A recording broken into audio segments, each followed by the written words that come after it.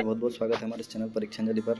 आज हम आपके लिए जो आज मंगलवार 4 नवंबर को जो हिंदी का पेपर हुआ कक्षा 9वीं का, उसके उत्तर लेकर के आए हैं। सभी अपना नंबर मिला लीजिए कितने नंबर आ रहे हैं। तो सबसे पहले चलते हैं यहाँ पर। आप सभी से निवेदन अपने साथी दोस्तों को जल्दी से शेयर करें और लाइक भी करें। तो सही विकल्प जहाँ पर दे रखा है पहला कबीरदास जी की एक रचना है, तो ऑप्शन दे रखे थे यहाँ पर साकेत, बीजक, कुरुक्षेत्र या यामा। तो इसका सही उत्तर जो है ब वाला हो जाएगा, बीजक इनकी रचना है।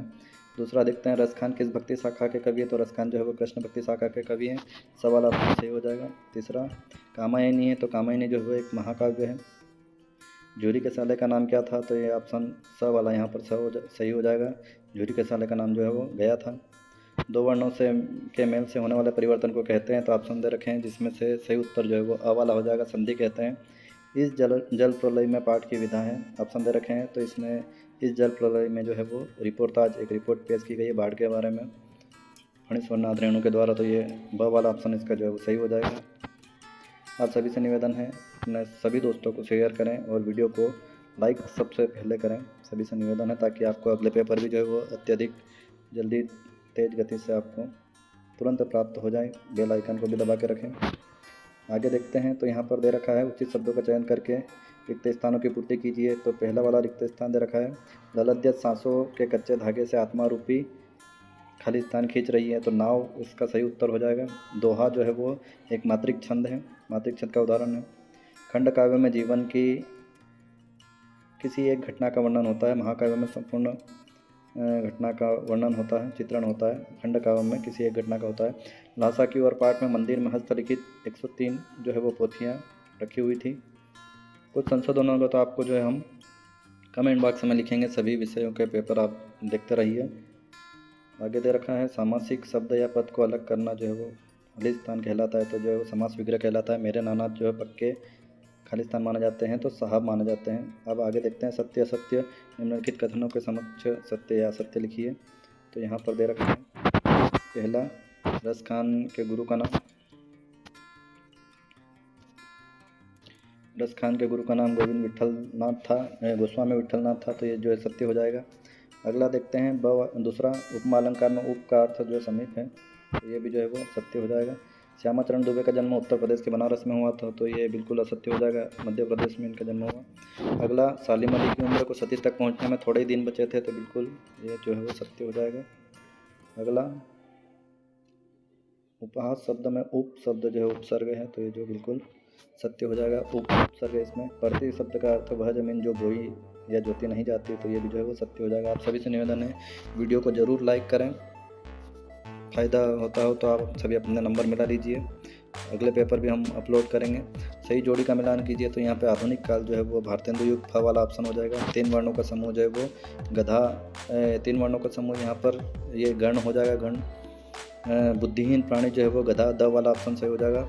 चौथा जो है रात का तत्सम शब्द रात्रि, और भूमि जो है वो धरा से संबंध करेंगे, स से मिलाएंगे 5वें को।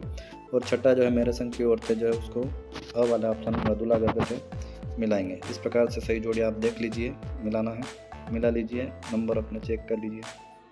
आगे देखते हैं, एक वाक्य में उत्तर दीजिए जिसमें दे रखा है छायावाद के 4 प्रमुख स्तंभ कवि कौन कौन से हैं। जयशंकर प्रसाद, सूर्यकांत त्रिपाठी निराला, सुमित नंदन पंत व महादेवी वर्मा, ये सभी जो है वो छायावाद के प्रमुख स्तंभ कवि। प्रसाद, निराला, पंत और महादेवी वर्मा इस प्रकार से भी लिख सकते हैं।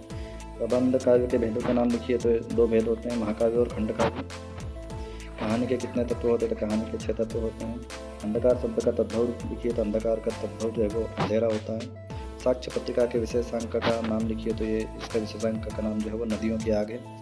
लेखिका मृदुला गर्ग की परदादी ने मंदिर में जाकर क्या मन्नत मांगी थी, तो लेखिका मृदुला गर्ग की परदादी ने मंदिर में जाकर मन्नत मांगी थी कि उनकी पहली संतान, मतलब मृदुला गर्ग की पहली संतान जो है वो लड़की हो, मतलब पतोह हो, पतोह कहते हैं उसको। मतलब आगे देखते हैं, अगले प्रश्न दे रखे थे प्रगतिवाद की प्रमुख विशेषताएं। नई कविता के 2 कवियों के नाम, उनके एक रचनाएं, कबीरदास जी और ललद्यत के शिल्प सौंदर्य की विशेषताएं पूछी थी। कवि ने सच्चे प्रेम की क्या कसौटी बताई है। ज्ञानी से कवि तक ललद्यत का क्या अभिप्राय है। वन द्वार के सांकल खोलने के लिए ललित ने क्या उपाय सुझाया? कवि का ब्रज के वन, बाग और तालाब को निहारने के पीछे क्या कारण है? सवैया छंद की परिभाषा उदाहरण से लिखना थी या फिर यमक अलंकार की परिभाषा? महाकाव्य और खंडकाव्य में दो अंतर महत्वपूर्ण प्रश्न हमेशा आता ही है। पाठ्य मुक्त गेय मुक्त में अंतर, कहानी और उपन्यास में अंतर, यात्रा वृत्तांत और स्मरण में कोई अंतर, प्रेमचंद और राहुल संस्कृतन की रचनाएं लिखना था। तिब्बत यात्रा के दौरान किन कठिनाइयों का सामना करना पड़ा? इस प्रकार से प्रश्न दे रखे मुहावरे व लोकोक्ति में अंतर। 2 नंबर के पास जनसंपर्क की गाड़ी क्या ऐलान कर रही है? और यहाँ पर दे रखे थे पद्यांश, सुंदर प्रसंग से भावार्थ लिखना था। पद्यांश भी दे रखे, उसके अर्थ में सरल से हमने आपको ये जो है वो रेमेडियल पुस्तक जो आपको हल करवाएं उसमें भी बताएं ये सभी उत्तर। आप रेमेडियल के उत्तर जो है वो जा कर के देख लीजिए, उसमें आपको सभी उत्तर मिल जाएंगे। आगे शिष्य और शिक्षक के बीच में स्वच्छ भारत अभियान को लेकर वार्तालाप को संवाद के रूप में लिखना था। योग के महत्व विषय का अनुच्छेद लिखिए, ये दोनों में से एक लिखना था। तथा उपरोक्त गद्यांश को पढ़कर के पूछे गए प्रश्न का उत्तर देना था। उपरोक्त गद्यांश का उचित शीर्षक आपको वैदिक युग या वैदिक युग का महत्व लिखना था। अगला, वैदिक युग स्वर्णकाल के लिए समान क्यों प्रतीत होता है? तो क्योंकि यह भारत का सबसे स्वाभाविक काल था और इस युग में के समय को भारतीय संस्कृति और धर्म के विकास का काल माना जाता है। इस काल में समृद्धि और उन्नति हुई थी। उपरोक्त गद्यांश का सारांश लिखिए तो आप लिख सकते थे, वैदिक युग भारत का सबसे स्वाभाविक काल था। इस युग को भारत का स्वर्णकाल माना जाता है क्योंकि इस दौरान भारतीय संस्कृति और धर्म का विकास हुआ।